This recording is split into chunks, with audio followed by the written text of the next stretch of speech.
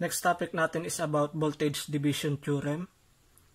So, sa voltage division theorem is ginagamit to sa series circuit. So, dapat alam nyo yung series circuit na diagram. So, ito yung diagram ng series circuit.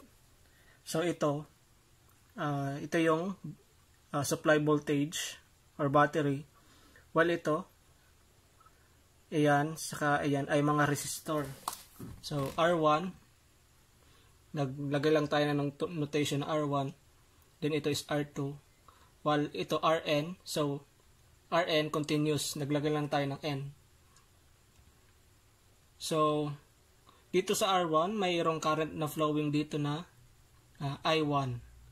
Dito sa R2, yung current flow dito is tawagin nating I2.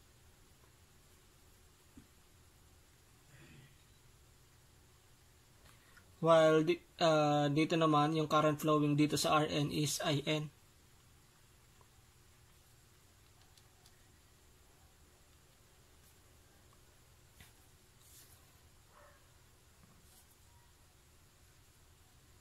Then, mag-assign tayo ng sign. So, pag na-master nyo itong voltage division theorem na to, kahit hindi na kayo maglagay ng sign, pero naglalagay lang tayo para di nyo makalimutan yung sign convention. So, the current flow from positive to negative. Well, dito yung current flow dito sa resistor, flow from positive to negative. Dito, positive to negative yung current flow. Dito, positive to negative yung current flow. So, anong sabi sa series circuit? Sa series circuit, dapat alamin yung theory ng series circuit. So, sabi sa series circuit, the total voltage, E total, is equal to the sum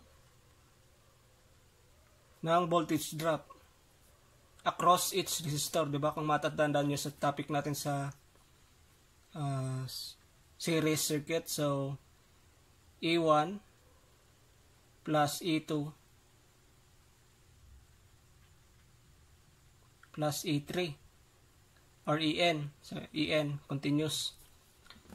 So using Ohm's law, yung ET, so yung E1 is equal sa I1 R1, diba? Ohm's law. While yung E2 is equals to I2 R2. So, plus, lagyan na lang natin dito. While yung En is IN Rn, current flowing times the resistor, diba? So, ayan. Since yung sa series circuit, diba, sa series circuit yung current flowing is the current flowing in each resistor, yan, and dyan, is the same. So, pwede mo siyang i-factor out. So, ET is equals to I, quantity R1 plus R2 plus Rn. Then, compute natin sa current. Kunin natin yung current. So, current is equals to ET over the R1 plus R2 plus Rn. So, ngayon, kung kukunin natin yung voltage across dito sa resistor na to. So, using Ohm's law, so ano ang E1? So, E1 is equals to ET over the R1 plus R2 plus Rn times R1. So, itong ET na to, over the R1 plus R2 plus Rn, yan yung current. So, ito din yan. So, sa voltage division theorem, ang kailangan mo lang dyan is makuha yung current. So, kung kukunin natin yung E1, so current times R1. So, ito na yon. So, since current is the same sa series circuit, so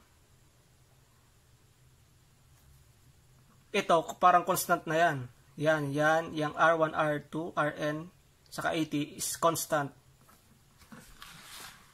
So, kung kukunin natin yung E2, so, E2 is equals to I2, R2, di ba? So, since current sa series circuit is the same, so, E2 is equals to ET over R1 plus R2 plus Rn. So, ito constant, di ba? So, same lang yung current times the R2. Kung En naman kukunin natin, so current, ito na naman. So constant na naman ulit, di ba? So yan yung current. Ito. Ayan, saka ayan. So times mo lang sa Rn. So ngayon, sample problem. So board problem, 10, 15, and 20 ohm resistor are connected in series across 48 volt source. So what is the voltage across the 15 ohm resistor? So 10, 15, and 20. So lagay natin 10. So ito 15 and 20 ohm. So ngayon, ang sabi sa series, tapos 48 volts, di ba? 48. So 48 volts, the total voltage so 48 is equals to the sum ng voltage drop. So yung current gagawin nating X kasi the same naman siya. Times the voltage drop across each resistor, so plus, so sa series, diba, kung matatandaan nyo sa series circuit, ina-add lang yung mga resistor.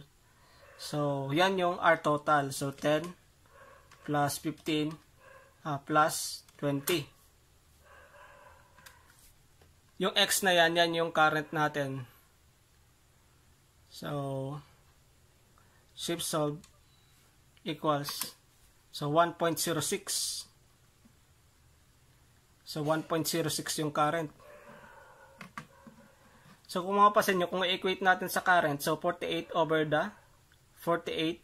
So kung i-equate natin sa current, ang magiging equation niya is 48 over the mga resistor. So 10, pinakita ko lang 10 plus 15 plus 20. Kita ko lang yung current. So yan, constant na yan sa series circuit. So yan yung value ng current.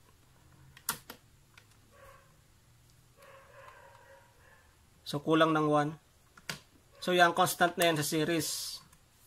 So yung kanina, di ba? Kinumpute natin yung gamit yung shift solve. So kung titingnan natin dito, so kung kukunin natin yung E15,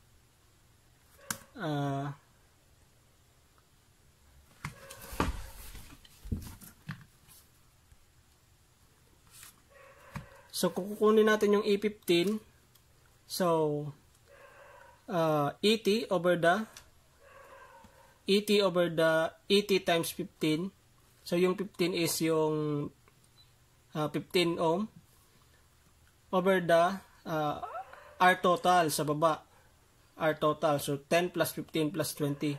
So yung ET over the, sulat natin, so yung ET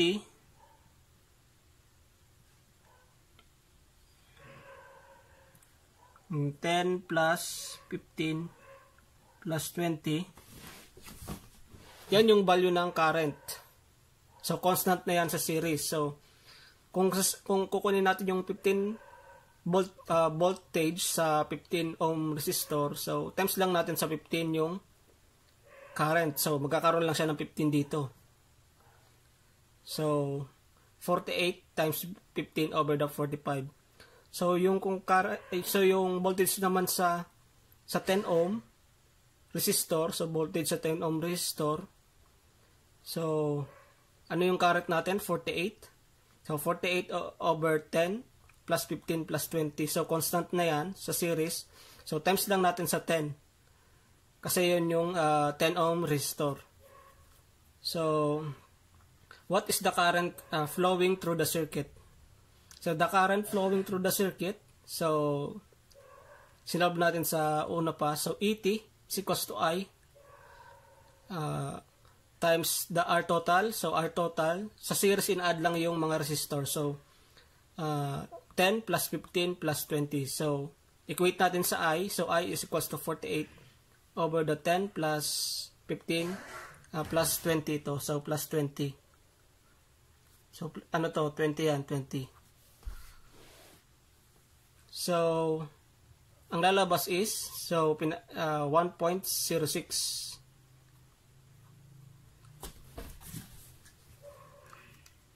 So, tandaan nyo ha, 1.06.